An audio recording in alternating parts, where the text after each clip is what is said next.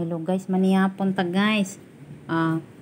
Ito yung ginawa kong itlog na maalat. May maliliit na sibuyas, kamatis. Nilagyan ko yan ng plum sauce. May plum sauce yan guys. Tsaka ano pa yung nilagay ko dyan.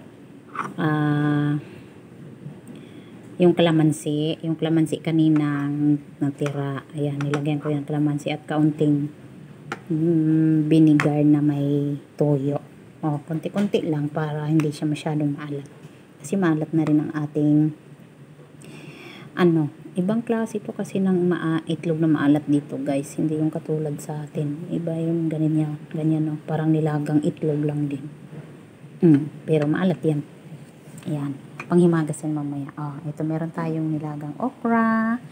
And then meron tayong syempre sardinas. At may kalamansi rin. Kasi natamad na ako magluto. Kaya yan na lang pinakamadali. Let's eat guys. Kain na tayo. Bye bye. Kain na na. Ito. Isaw-saw na lang yan dyan. Isaw-saw na. Ito na yan kanina. Sabi ko sisinday. Diba? Kaya mapapadami tayo ng kanin. Ayan.